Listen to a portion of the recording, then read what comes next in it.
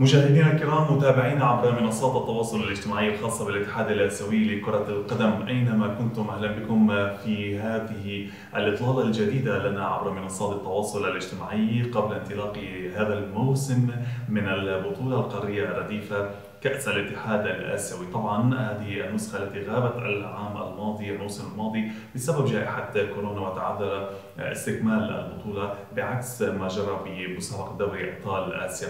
مرة جديدة أطل أنا وزميلي رشاش راي افتراضيا، كنا نتمنى أن نطلع عليكم وجاهيا على أرض الملعب وجها لوجه، لكن الظروف حالت دون ذلك. لا بأس، لعله يكون الموسم التالي أكثر رونقا بحضورنا كلنا مع الجماهير في أرض الملعب في كل الدول القارة الصفراء. مرحبا روشن، أهلا بك ومشتاقون. Well, hello Mohammed, it's great to see you and it's really nice to welcome our viewers back as we look forward to the 2021 AFC Cup group stage draw that's coming up. Now, it was a difficult year for the competition in 2020, Mohammed. We saw the AFC Cup being discontinued due to the COVID-19 pandemic, which was a huge blow to all of us fans of the competition and to the clubs that were taking part in it. But we've got to move ahead and look on now towards 2021 and this season's campaign. And we're all hoping, I'm sure, Mohammed, that it will be a much better one for all of us and for this AFC Cup campaign, which, just like other AFC club and international competitions, has also seen a rebrand for the new cycle, along with a new logo, which incorporates the 5 colors representing the regions where the competition is played, Mohammed. بطبيعة الحال روشن، كما قلت ستحافظ بطولة كأس الاتحاد الآسيوي على معالم شعارها السابق الألوان الخمسة، ستبقى رمزا للبطولة القارية الرديفة من حيث الأهمية على المستوى القارة، وتمثل أيضا المناطق الجغرافية للقارة الصفراء. العلامات المرئية شهدت بعض التعديلات لإضفاء الحداثة على الشعار، وستعتمد في النسخة الجديدة التي تنطلق في نيسان وينتشر الشكل الجديد للشعار في كافة المنصات المتعلقة بنقل البطولة، سواء في القنوات التلفزيونية، في منصات التواصل الاجتماعي، حتى في الملاعب. أيضا سيتم التركيز على توفير محتوى حديث وجذاب أيضا للجماهير لتحفل البطولة بمتابعة جماهيرية أوسع، كما جرت العادة متابعات جماهيرية كبيرة للبطولة بطولة كأس الاتحاد الآسيوي. بطبيعة الحال كما Well, we spoke about the rebranding and the separation into the different zones, and as always, I'm a fan of the fact that you get this rivalry. You're competing against other teams from the region. I think it makes sense logistically for the teams as well. It's much simpler, and especially in these times of COVID-19, it gives, makes the competition a little bit more easier for these teams to sort of get around. And what I like about that is that involvement with the fans in terms of seeing your side coming up against another rival from around the region. You get to be a champion of your region, and then you go into the interzonal semi-final stages where you come up against then the other teams from the other parts of this competition. So you get sort of different styles of football coming together within your regions, and then as a continent coming together in the latter stages of the competition. I think it's going to be an interesting AFC Cup 2021 campaign to sort of look forward to.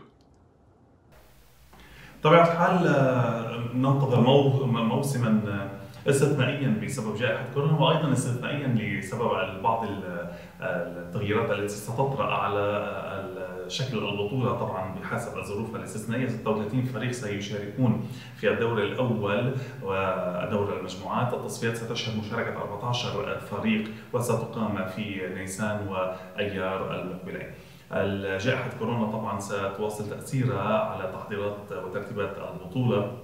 سيقام الدور الأول بنظام التجمع، وأيضا ستكون المباريات في التصفيات من مباراة المغلوب، والنسخة 18 ستعود إليها الأندية الكويتية ويشارك العربي مباشرة في دور المجموعات، بينما الكويتي سيخوض الملحق. سيدافع العهد اللبناني عن لقبه، طبعا هو أول الفرق اللبنانية التي ترفع كأس البطولة. سيلعب إلى جانب العهد عن لبنان الأنصار عن الأردن سيحضر الفيصلي وأيضا السلط في أولى مشاركاته. من البحرين الحد حجز مكانه في دور المجموعات، بينما المحرق يخوض دور الإقصائيات، فيما عن عمان يخوض السيب دور المجموعات والنصر يلعب التصفية. من فلسطين سيلعب مركز بلاطة في المجموعات مباشرة، فيما يخوض شباب الأمعري التصفيات. عن سوريا سيكون هناك ممثلين، تشرين والوحدة مباشرة في دور المجموعات، فيما اعتمد هؤلاء ملاعب الدوحة القطرية كملعبا بيتيا لها بسبب الظروف الأمنية والسياسية في البلاد. وكما بدنا نعرف سيلعب في الملحق المحرق البحريني مع النصر العماني، الأمعري الفلسطيني مع الكويت الكويتي. طبيعة الأحوال الفرق ال 12 المتأهلة ستنقسم إلى 3 مجموعات لفرق الغرب، يتأهل بطل كل مجموعة إلى نصف النهائي للمنطقة، بالإضافة إلى صاحب أفضل ثامن، وصولا إلى تحديد هوية المتأهل إلى نهائي البطولة التي تقام في تشرين الثاني ضد فريق آخر من مجموعات الشرق والجنوب والمنطقة الوسطى. Yeah, some of the names of the teams just rolling off your tongue there, Muhammad. I mean, we didn't have a campaign last year, but we had one in 2019, and Al Ahad winning that title up against April 25th of DPR Korea. And now the West Zone sides have tended to dominate this competition since it was inaugurated in 2004. They've won 14 of the last 16 titles, with Nasaf of Uzbekistan and JDT sort of breaking that streak along the way in 2011 and 2015. If you think about the sides that will be in here, I mean, we've got another Uzbek side that could be in there, AGMK, or even Nasaf, who are on standby as a standby club to possibly come into the AFC Cup campaign. You got Altin Asir, who were AFC Cup finalists recently as well. From India, Mohan Bagan coming into the competition. That's going to be really exciting for them, and they're doing well in the Indian Super League. Bashundara Kings from Bangladesh, they've had some really good investment in the side over the last few years or so, and they started the group campaign last season with a big win before the competition was cancelled, unfortunately. Hanoi FC from Vietnam, a very talented side, another one who did well in the 2019 edition of the competition, making it into the interzonal finals, narrowly missing out on the place in the final with Quang Hai and Van Quet in there. Expect them to be the side to beat, I think, in the ASEAN zone. Then you've got the Lion City Sailors from Singapore. Lots of Singapore internationals in that side. They're still sort of settling with their roster going into the new season, but they'll be looking to try and make an impact with the investment that they've put in into the club over there. You got Kedah from the Malaysia Super League under Aidil Sharin. They've been consistently improving year on year, finished as runner-up in the Malaysia Super League last season. And then Hong Kong representatives,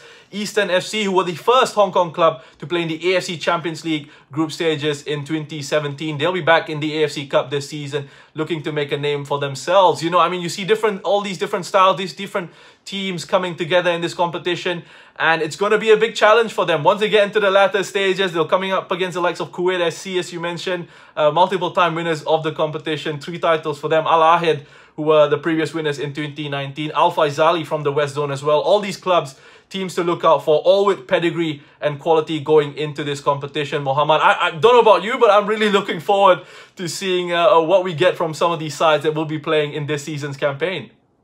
بطبيعة الحال روشن ستكون في هذه النسخة عودة الأندية الكويتية لها طعم خاص بعد انقطاع سيما الكويتي صاحب الألقاب الثلاثة السابقة سيسعى إلى الحضور بقوة في هذه النسخة، وهو كان توج قبل أيام بكأس ولي العهد على حساب القادسية. هو مدجج طبعا بباقة من اللاعبين المحليين والأجانب المحترفين كالدوليين طلال الفاضل وفهد حمود، وأيضا أسامي صانع مشاري الغنام، أحمد الزنكي وأحمد حزام، إضافة إلى الفرنسي عبد السيسوك والمهاجمان العاجي جمعة سعيد والتونسي أحمد العتاشي. نتمنى لكم متابعينا طيب متابعة لهذا الموسم الذي سيكون حافلا بالمجريات الفنية التي نتوق إليها بعد انقطاع العام الماضي بسبب جائحة كورونا. تعود إليكم هذه البطولة بنسختها الجديدة. سنكون أنا وروشن في إطلالات لاحقة معكم متابعينا الكرام في سياق هذه النسخة. أتمنى لكم متابعة طيبة. إلى اللقاء روشن، إلى اللقاء متابعينا، نراكم في إطلالات لاحقة.